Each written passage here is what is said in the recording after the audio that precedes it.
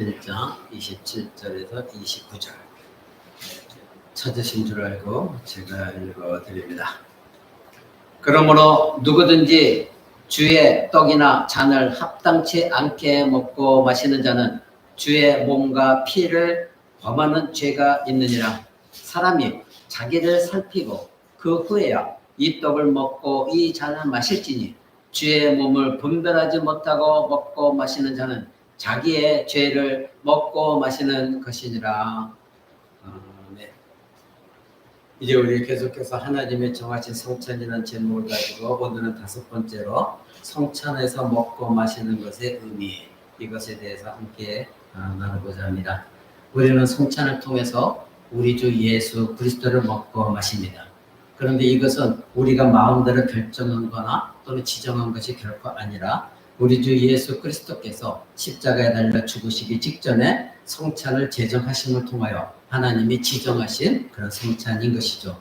주님께서는 자기 자신의 몸을 들이심으로 우리의 얻을 구원, 그것을 다 이루시며 우리들에게 바로 이 사실, 즉 주님의 몸을 먹고 주님의 피를 마셔야 된다는 것, 이것을 강조하신 것입니다. 따라서 우리는 성찬이 가진 주 예수 그리스도를 먹고 마신다, 이 자체에 강조점을 두어야 되는 것이고, 저와 여러분 이것을 꼭 기억해야 됩니다. 우리는 성찬에서 그리스도의 몸을 먹고 마신다 이렇게 고백했는데, 그러면 그리스도의 몸을 먹고 그리스도의 피를 마신다는 건 도대체 어떤 의미를 갖고 있느냐? 주님께서는 성찬을 통해서 우리에게 자신의 몸, 자신의 피를 실제적으로 먹도록 하셨는데, 이렇게 주님의 몸과 피를 먹고 마신다는 것은 과연 어떤 의미를 갖고 있느냐 이것입니다. 우리는 지난주까지 4주에 걸쳐서 하나님이 제정하신 성찬에 대해서 여러분 들으셨습니다. 그 내용에 근거해서 여러분들이 오늘 이 먹는 것의 의미를 생각해 보셔야 됩니다. 우리는 성찬에서 먹는 것을 생각할 때에 이 먹는 것이 가지는 외면적인 내용, 그 겉으로 드러나는 점, 이것을 굉장히 중요하다는 것 또한 알으셔야 됩니다. 우리가 성찬에 참여할 때는 보이지 않는 것, 내면적인 것, 영적인 것, 이것 굉장히 중요합니다. 그런데 그 내면적인 것, 영적인 것을 드러내 보여지는 것, 그것 또한 중요하다는 것 여러분들이 인정하시고 들으셔야 됩니다. 우리가 성찬에서 먹는 것이라는 이 방식은 단순하게 겉으로 드러나지는 것, 눈에 보여지는 것, 그래서 이 정도로 눈에 보여지는 것이구나, 이렇게 예수님이 죽으셨구나, 이것으로 끝나지 않고 굉장히 중요한 의미를 갖고 있다는 것 여러분들이 아셔야 됩니다. 그러면 주님의 몸을 먹고 주님의 피를 마신다는 것, 이것은 어떤 의미를 갖고 있느냐 이거죠. 우리 모두가 믿는 마음으로 그리스도의 고난과 죽음을 받아들이는 겁니다. 이 떡을 먹고 잔을 마실 때마다 예수님이 고난당하시고 나를 대신에 죽으셨구나, 이것을 받아들이는 것이고, 그런 말미암아 내가 죄사함을 얻었고 영생을 얻었다, 이것을 확신하는 것이죠. 더욱더 거기서 나가 성령으로 말미암아 우리가 예수 그리스도의 그 거룩한 몸, 그리스도의 몸에 우리가 완전히 연합되어졌구나, 그래서 이 떡을 먹고 이 잔을 마시는 것이구나, 이것을 의미한다는 것 분명히 여러분이 깨닫고 믿으셔야 됩니다. 다시 말하면 먹고 마시는 이 외형적인 것이 사실은 굉장히 내면적이고 영적인 것이라는 것, 이것을 여러분들이 알고 이것을 보여지는 것을 통해서 이것을 깨닫게 하신다, 이것을 깊이 알으셔야 됩니다. 그러므로 그리스도의 몸을 먹고 그리스도의 피를 마신다는 것은 무슨 뜻입니까? 즉 성찬을 통해서 눈에 보여지는 그리스도의 실제하신 몸을 먹는다, 이것은 무엇을 의미하는 겁니까? 우리가 떡을 먹는다 하지 않냐고 우리가 그리스도의 몸을 먹는다 이렇게 말하고 있거든요. 그러면 그 의미가 무엇이냐 이거죠. 우리가 떡을 먹는 행위, 그것은 무엇을 나타내느냐? 방금 전에 말씀드린 대로 그리스도의 고난과 죽음을 여러분들이 받아들이셔야 돼요. 나를 위해서 그리스도가 고난당하시고 죽으셨구나, 이것을 가슴 깊이 받아들이셔야 돼요. 그러면 받아들였다면 무엇 또한 받아들여야 됩니까? 그로 말미암아 나에게 생명이 주어졌구나, 이것을 또한 받아들이셔야 됩니다. 그러면 내가 이와 같이 그리스도의 고난과 죽음을 깨닫고 받아들였고 나에게 생명이 주어졌다는 것은 무엇을 통해서, 누구를 통해서 이루어진 겁니까?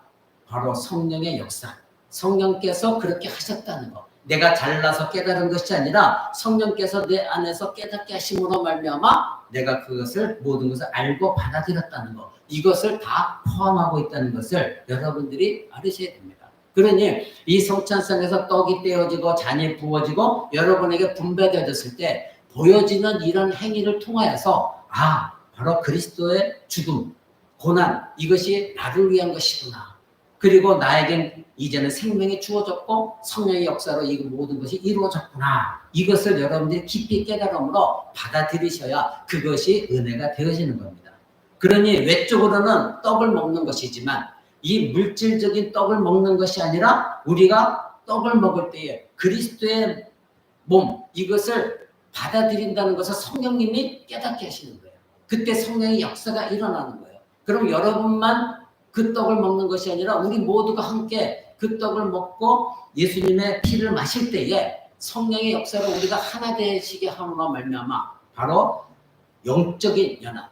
그래서 우리가 이런 행위를 통하여 겉으로 드러나는 것을 통하여 하나님이 행하시는 영적인 연합을 우리가 경험할 수 있어야 된다, 이것입니다. 그러니 단순히 먹는 것으로 그치는 것이 아니라 우리가 성찬상에서 이 성찬의 떡과 포도주를 먹고 마실 때에는 그리스도의 죽음을 반드시 여러분이 기억하셔야 되는 것이고, 또한 그리스도의 생명도 여러분들이 기억하셔야 되는 것이고, 또한 성령의 역사가 지금도 일어나고 있구나, 이것을 여러분들이 기억하시고 받아들이셔야 되는 겁니다. 그것이 바로 성찬에서 우리가 먹는 것의 의미인 것입니다. 여러분, 고린도전서 10장 앞부분을 보게 되어지면 여러분들이 많이 저의 설교를 들었습니다. 그리고 교리 공부 시간에도 배우셨는데, 이 광야 시대를 살아가던 이스라엘의 삶을 세례와 성찬에서 빗대어 설명하고 있는 것을 우리는 보게 되어집니다. 여러분, 지금 11장 펼치고 있는데 잠깐 그 앞에 10장을 한번 보시기 바랍니다. 10장에 1절부터 사도 바울 선생은 이렇게 말합니다. 형제들아, 너희가 알지 못하기를 내가 원하지 아니하노니 우리 조상들이 다 구름 아래에 있고 바다 가운데로 지나며 모세에게 속하여 다 구름과 바다에서 세례를 받았다, 이렇게 말합니다. 자, 지금 구약의 백성들은 모세에 속하여 모세 안에서 세례를 받았다는 겁니다. 이를 왜 세례라고 표현합니까? 그들은 구름 가운데 있었습니다. 그리고 홍해 바다 가운데를 가로질렀습니다. 이것을 신약 성경이 해석하기를 그들은 다 세례를 받았다, 모세의 인도함에 따라 세례를 받았다, 이렇게 말합니다. 또한 3절 4절을 보십시오. 3절에 보면 다 같은 신령한 식물을 먹었다. 여기서 신령한 식물을 먹었다는 것은 만나를 말합니다. 만나는 하늘에서 내려온 떡인 것입니다. 그 다 같이 신령한 식물을 먹었다는 것이죠. 구체적으로 만나를 가리키는 거지만 이것은 신약 성경이 뭐를 말하기 위함입니까? 신령한 식물이라고 하는 것은 성찬의 떡을 말하기 위한 겁니다. 또한 다 같이 신령한 음료를 마셨다고 말합니다. 4절에 보니까. 그렇다면 구체적으로 이것은 광야에서 반석을 깨어서 낸 그 물을 가리키는 거거든요. 그러면 예수 그리스도는 우리의 반석이라고 말합니다. 그러면 반석이 깨어졌다고 했을 때는 예수님의 몸이 갈라짐으로 말미암아 흘러내린 보혈을 가리키는 것입니다. 그래서 신령한 음료라고 하는 것은 깨어진 그 반석 속에서 흘러난 그 물을 먹고 이스라엘 백성들이 갈증을 해서 살았습니다. 그런데 이것이 오늘날에는 무엇을 얘기하는 것이냐? 바로 성찬상에서 예수님이 몸을 찢기시고 흘려주신 포도주, 그 피를 의미하는 것이다. 그래서 이 고린도전서 10장은 세례와 성찬에 대해서 우리에게 분명히 말하고 있습니다. 여러분, 그런데 5절을 한번 보시기 바랍니다. 그러나 저희의 다수를 하나님이 기뻐하지 아니하신 거로 저희가 광야에서 멸망을 받았다. 도대체 이게 무슨 뜻입니까? 그들은 2절과 4절을 통해서 세례와 성찬에 참여했던 사람이다, 이렇게 말하고 있거든요. 그런데 지금 5절 이하의 말씀은 2절, 4절에서 세례와 성찬을 이야기하는데 그들이 우상 숭배를 했기 때문에 하나님이 그들을 다수로 기뻐하지 않았다는 거예요. 저희는 세례와 성찬을 다 참여했음에도 불구하고 결국 뭐예요? 멸망을 받았다는 것이죠. 자, 그러면 이스라엘 백성들은 왜 세례와 성찬에 참여해서 그것을 맛봤음에도 불구하고 멸망을 받았습니까? 그 이유에 대해서 7절부터 말하고 있어요. 7절 보십시오. 저희 중에 어떤 이들과 같이 너희는 우상 숭배하는 자가 되지 말아라. 기록된 바 백성이 앉아서 먹고 마시며 일어나서 뛰논다 함과 같으니라. 여러분 이 말씀 여러분 많이 저희를 통해서 설교를 들었습니다. 여기에서 지금 우상 숭배하지 말라. 근데 그들은 뛰어놀았다는 겁니다. 먹고 마시고 즉 술 취하고 먹고 마시며 뛰어놀았대요. 무엇을 얘기합니까? 바로 모세가 하나님의 언약 십계명을 받으러 하나님의 산에 올라갔을 때에 이 모세가 내려오지 않으니까 이스라엘 백성들이 그동안 참지 못하고 우상을 만들어서 숭배했던 거, 그 사건을 말합니다. 그러면 이스라엘 백성들이 이 우상 숭배하기 이전에 어떤 일이 일어났느냐? 아까 10장 3절 4절에 뭐예요? 그들은 세례를 받았다는 거예요. 그리고 신령한 식물도 먹었다는 거예요. 신령한 반석의 물도 먹었다는 거예요. 즉 오늘날로 신약으로 말하면 세례와 성찬에 참여했던 사람들인데 그들이 왜 멸망을 당했는 줄 아느냐? 첫 번째 그들은 우상 숭배를 했기 때문이다. 이렇게 말합니다. 또 8절을 보십시오. 저희 중에 어떤 이들이 가늠하다가 하루에 23,000명이나 죽었다. 우리는 저희와 같이 가늠하지 말아라. 이 뜻은 무엇입니까? 이와 같이 세례와 성찬을 참여했던 사람들인데 민수기에 보면 하나님의 거룩한 백성들이 이방 여인과 함께 간음하는 것을 하나님이 진노하신 것을 보게 되죠. 이 사건에 대해서 말하고 있습니다. 그러니 성찬에도 참여하고 세례에도 참여한 사람들이 하나님이 금하신 이방 여인과 더욱이나 간음을 했다는 것, 이것은 큰 죄였다는 것이죠. 9절에 보십시오. 저희 중에 어떤 이들이 주를 시험하다가 뱀에게 멸망하였나니 우리는 저희와 같이 시험하지 말자. 이 뜻은 무엇입니까? 민수기에 나오는 하나님께서 이들에게 배가 고프다고 해서 만나를 주셨는데 이 이스라엘 백성들이 우리는 맨날 이 박한 식물만 먹어야 되느냐? 지겹다. 맨날 만나만 먹어야 되느냐? 불평불만했거든요. 그것에 대해서 말하는 거예요. 저희들이 이스라엘 백성들이 하나님을 시험하다가 멸망을 당했다. 즉 하나님께 우리가 배고파요 해서 하나님께서 그들에게 만나를 하늘에서 내려줬는데 그 박한 식물이라고 치부하면서 그것을 멸시했다는 겁니다. 여러분 예수님께서 이 만나를 나중에 무엇으로 표현하십니까? 하늘을 내린 떡, 만나, 그것이 바로 나였다. 즉 이스라엘 백성들은 하늘에서 내린 만나를 먹었음에도 불구하고 그것을 박한 식물이다. 멸시했다는 겁니다. 그래서 그들이 멸망을 당했다. 이렇게 말합니다. 또한 10절을 보십시오. 저희 중에 어떤 이들이 원망하다가 멸망시키는 자에게 멸망을 당했다. 너희는 저희와 같이 원망하지 말아라. 이 이스라엘 백성들은 무엇에 원망을 많이 했지만 더욱더 원망했던 이 사건, 10절에 말하는 사건은 무엇입니까? 이제 가나안 땅을 정복하기 위해서 하나님이 12명의 정탐꾼을 보내죠.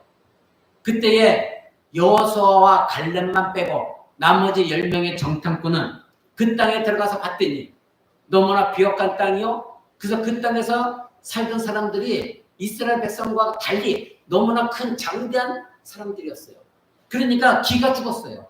그래서 돌아와서 보고를 합니다. 우리는 저 땅을 도저히 정복할 수가 없다. 우리는 메뚜기에 같다. 저들에 비하면 메뚜기와 같다. 이건 불가능한 일이다. 그런데 여호수아 갈렙은 어떻게 했습니까? 하나님이 약속하셨다. 저 땅을 가나안 땅을 우리에게 주시겠다고 분명히 말씀하셨다. 그러니 우리는 여리고성을 넘어서 저 땅을 차지할 수가 있다. 그런데 이스라엘 백성들은 어떻게 했습니까? 10명의 정탐꾼만의 말을 듣고 그들은 불평하기 시작했습니다. 하나님, 우리를 이와 같이 죽이고자, 우리의 자녀들도 죽이고자 여기까지 데려왔습니까? 그들은 하나님 원망하기 시작했습니다. 근데 이들은 어떤 사람들이었습니까? 홍해를 건넌 사람들입니다. 즉 세례를 받았습니다. 광야에서는 반석의 물을 마셨습니다. 즉 성찬에도 참여했습니다.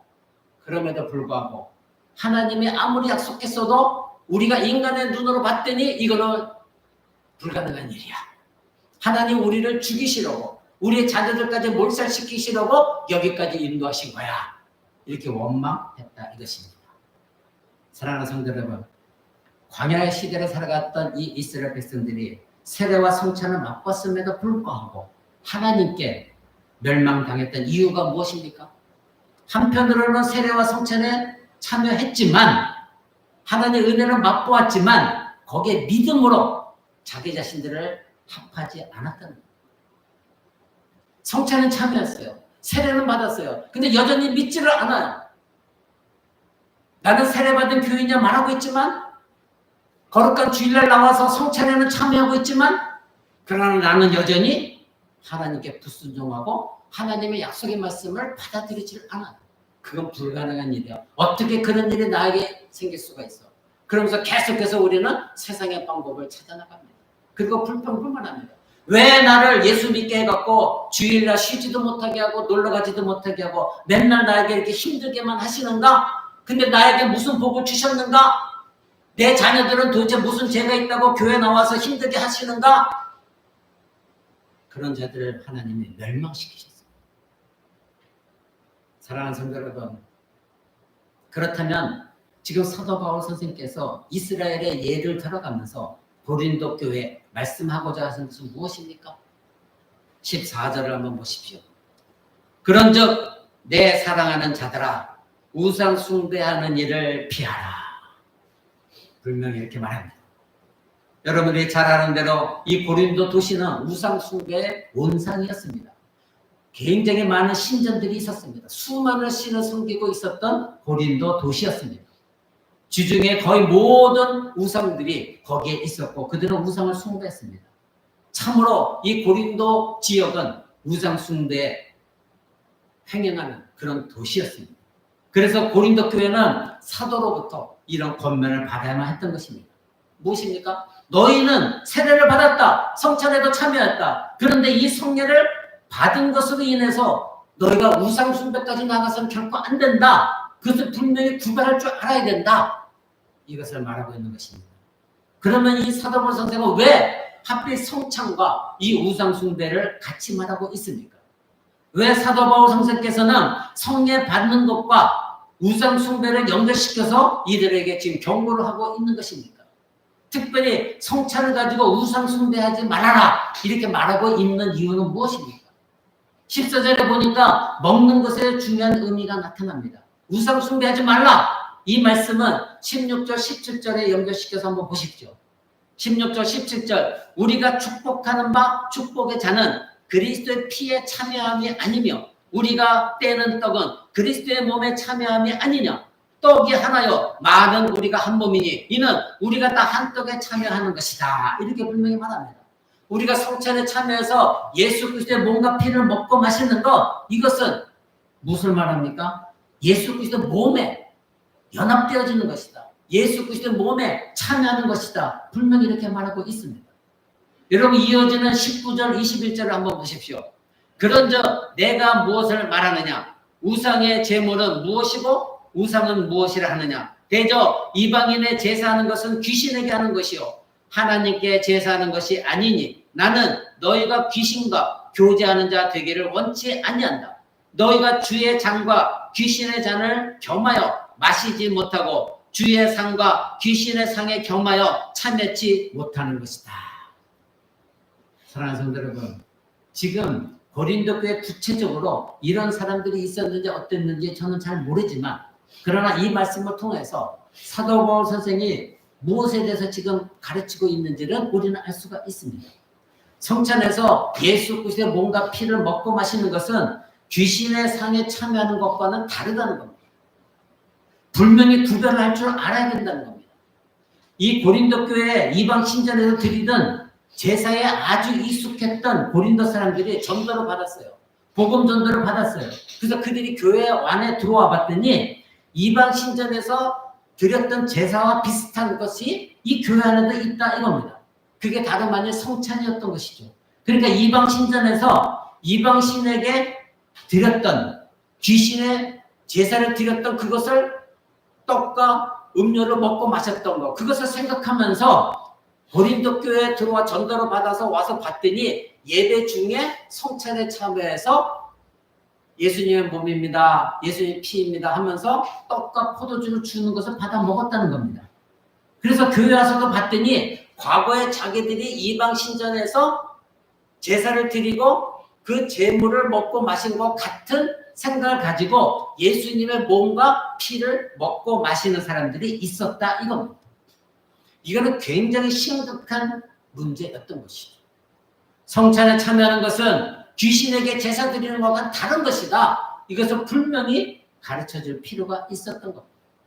그래서 사도 바울 선생께서 이 교회 성도들에게 20절에 뭐라고 말합니까? 20절에 대저 이방인의 제사하는 것은 귀신에게 하는 것이다. 하나님께 제사하는 것이 아니다. 나는 너희가 귀신과 교제하는 자 되기를 원치 않는다. 이렇게 분명히 못 받고 있습니다. 즉 너희는 지금 교회 안에 들어와서도 전도받고 교회 안에 들어와서 성찬에 참여하고 있음에도 불구하고 이것이 마치 너희가 교회 들어오기 이전에 귀신에게 제사하고 드렸던 그 제물을 먹고 마시는 것처럼 착각하고 있다. 이 예수님의 몸과 피를 먹고 마시는 것은 분명히 다른 것인데 마치 귀신에게 드렸던 그 떡, 귀신에게 드렸던 그 음료를 먹고 마시는 것처럼 잘못 생각하고 이 성찬에 참여하고 있다. 그것은 너에게 저주이다. 이렇게 말하고 있는 것이다. 그래서 한 말이 무엇입니까? 너희가 귀신과 코이노니아, 즉 교제, 귀신과 연합되는 것을 나는 원치 않는다. 그러므로 먹는 것의 의미는 굉장히 중요한 것입니다. 고린도전서 10장의 말씀은 먹는 것의 중요성에 대해서 말하고 있는 것입니다. 먹는 것은 우리를 거기에 연합시키는 것이다. 참여하게 하는 것이다. 이것을 보여주는 것입니다. 비록 오늘날에는 우리가 성찬을 먹고 마실 때에 이런 풍조는 없습니다. 즉 먹는 것을 통해서 그 대상에게 연합된다는 이런 마음을 갖고 있는 사람들은 많지 않습니다. 그러나 지금 우리가 이 성경을 읽고 있는 이 성경 시대에는 먹는 것과 먹는다는 것이 그 대상에게 연합되어지는 그런 의미를 갖고 있었던 것, 그들은 분명히 알고 있었습니다. 그래서 그 시대 사람들은 성찬에 참여할 때에 그리스도에 연합된다는 것이 어떤 의미인가를 지금 오늘날 우리가 성찬에 참여하는 저와 여러분보다 훨씬 더 잘 이해하고 분명히 알고 있었습니다. 즉 성찬상에서 먹고 마신다는 것은 그 대상과 내가 연합되어지는 것이다. 그 대상에 내가 참여하는 것이다. 이것을 오늘날의 저와 여러분보다도 분명하게 잘 알고 있는 그 시대였습니다. 그러니 참으로 먹는다는 것은 연합되어지는 것입니다. 이 시대를 사는 우리는 먹는 것이 그 먹는 대상에 연합된다는 것이 잘 이해가 되지 않지만 그때 성경 시대를 살고 있었던 사람들은 내가 지금 이 성찬에서 떡을 먹고 성찬의 잔을 마신다. 이것은 분명히 예수 그리스도의 몸에 분명히 내가 교제하고 참여하고 있는 것이다. 연합되어지고 있는 것이다. 이것을 분명히 알고 있었습니다. 왜냐하면 그 시대에는 바로 이방 신전이 많이 있었고 이방 신전에서 제사 드리고 난 뒤에 그 떡과 음료수를 먹는 것이 그 이방 신과 내가 완전히 연합되어지는 것이다. 그때 당시에 풍토였기 때문에 그렇습니다. 그런데 그렇게 이방 신을 숨겼던 사람들이 복음 전도를 받았어요. 교회 안에 들어왔어요. 세례도 받았어요. 근데 성찬에 참여할 때 이것이 진정으로 예수 그리스도의 몸과 피라는 것을 겉으로 드러나지는 분배되어지는 예수님 몸과 피를 보고 이것이 나에게 생명을 주는 것이다. 예수님 나를 위해서 죽으셨던 것이다. 이것을 깨닫는 것보다는 과거의 이방 신전에서 내가 드렸던 제사와 같은 것이구나. 이런 방식으로 잘못 생각하고 예수님을 귀신처럼 착각하고 성찬에 참여했다. 이것입니다. 이것은 엄청난 하나님께 저주받을 일이었다. 그러니 우리는 이 말씀을 잘 이해하면 31절 말씀도 이해할 수가 있습니다. 31절 말씀을 한번 보시기 바랍니다. 여러분이 잘 알고 있는 말씀이죠. 그런즉 너희가 먹든지 마시든지 무엇을 하든지 다 하나님의 영광을 위하여 하라. 아멘. 여러분 우리가 이 말씀을 31절만 딱 띄어서 말하게 되어지면 이것을 성찬과 절대 연결시켜서 생각할 수가 없습니다. 그래서 제가 여러분의 누차 강조하는 것이 성경을 읽고 묵상할 때는 그 문맥을 통해서 여러분들이 읽고 묵상해야 돼요. 이 말씀은 바로 우리가 앞에서 읽었던 19절, 21절의 말씀을 이해하고 읽지 않으면 이것을 도무지 어떤 뜻인지 이해가 안 돼요.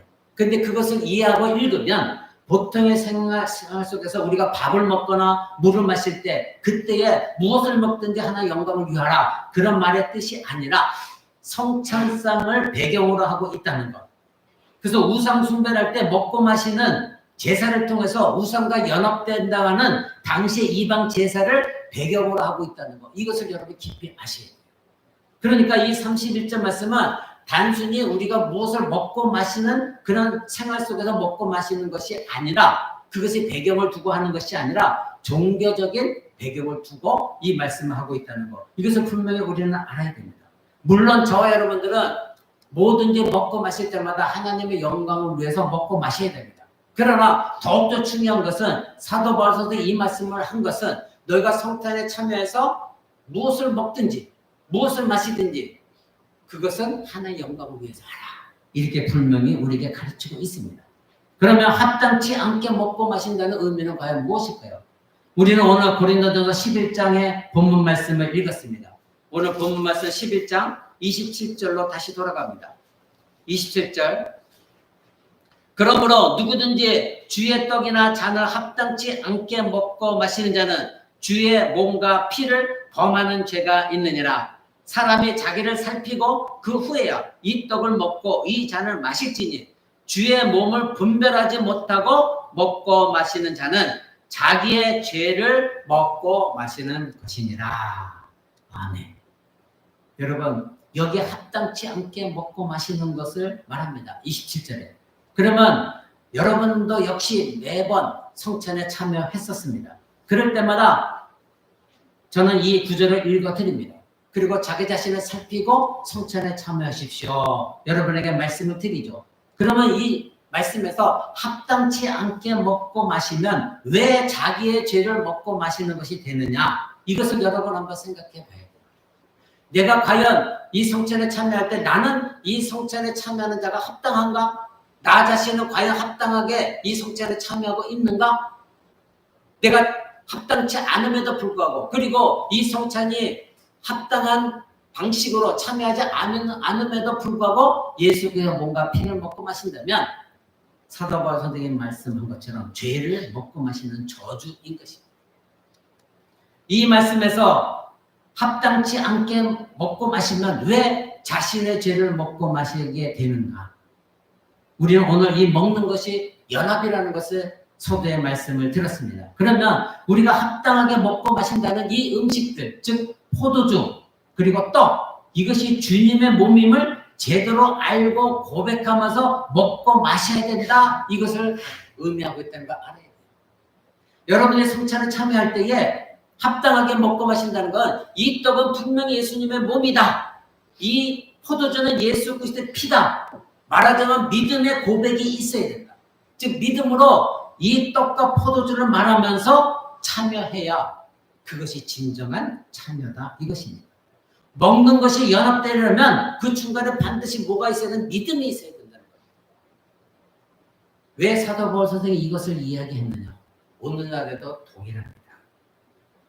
말하자면 분별하지 못하고, 즉 깨닫지 못하고, 이것이 예수 그리스도의 몸인지 귀신의 상에 들였던 재물이었는지 또는 그것과 비슷한 것인지 이런 분별도 없이 먹고 마신다고 한다면 세상의 것과 다를 바 없다는 거예요.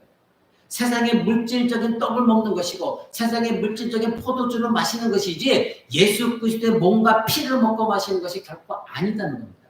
그러니 반드시 합당하게 먹고 마시려면 성찬에 참여하기 이전에 이 떡이 무엇을 의미하고 이 포도주가 무엇을 의미하는가를 분명히 자기 자신이 깨닫고 거기에 믿음으로 참여해야 된다, 이것입니다.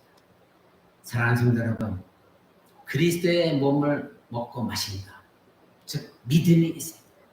믿음으로 합하는 것을 통해서 떡과 포도주는 그리스도의 몸이 되어지는 것이고 그리스도의 피가 되어지는 것. 믿음이 없으면 떡은 떡이요 포도주는 포도주에 불과한 겁니다.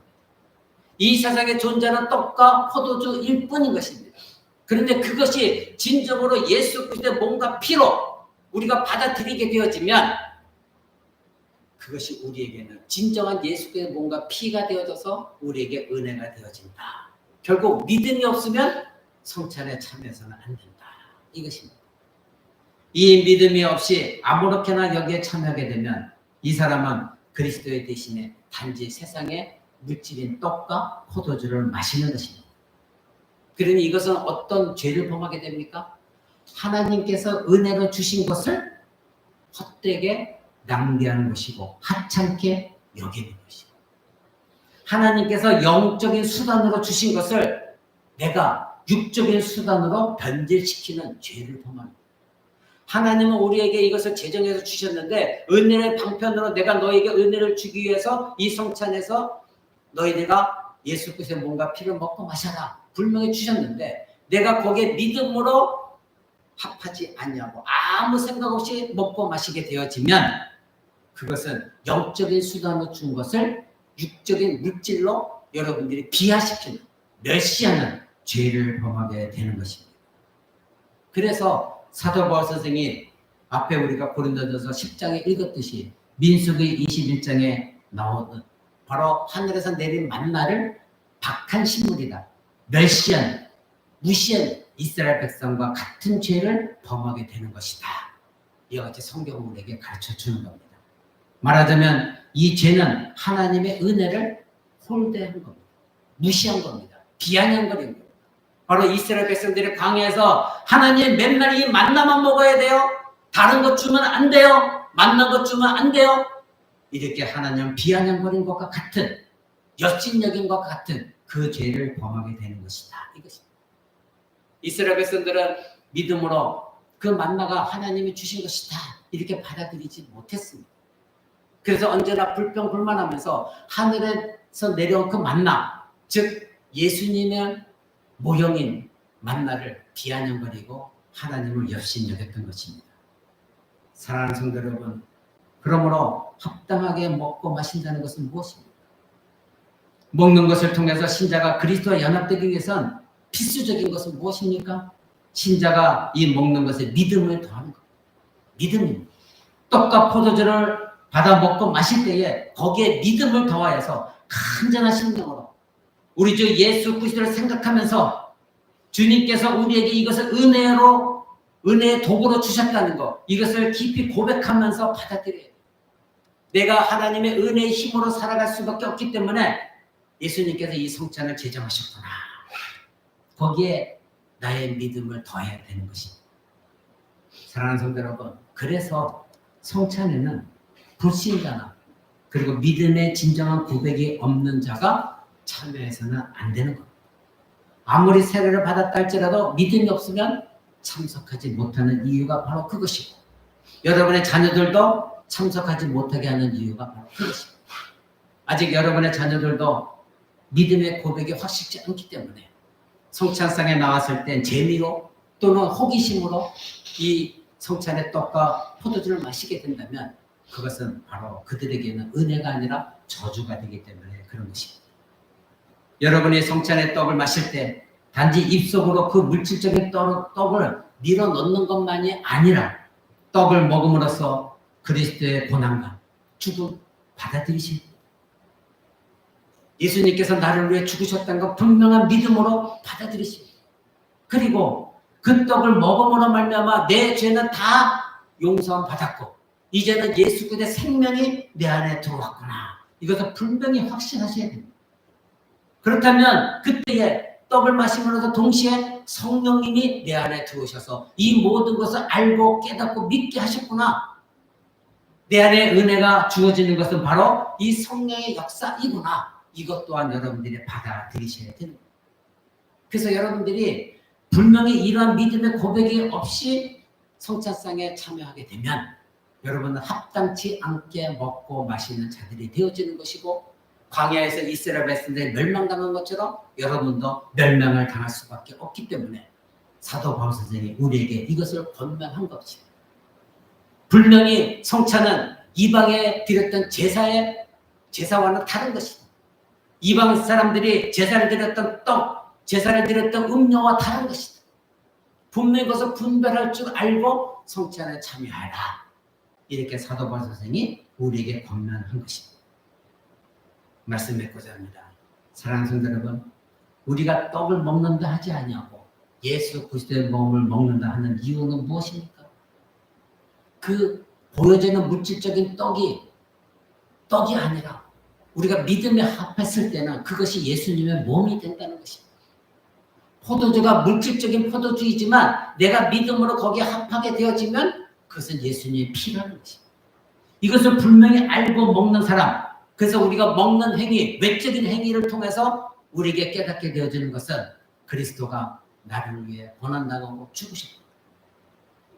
그래서 자기의 몸을 찢어 우리에게 이와 같이 떡으로 주셨고, 자기의 피를 흘리심으로 우리에게 포도주를 마시게 하셨고, 이것을 깊이 깨닫는 겁니다. 그리고 받아들이는 겁니다.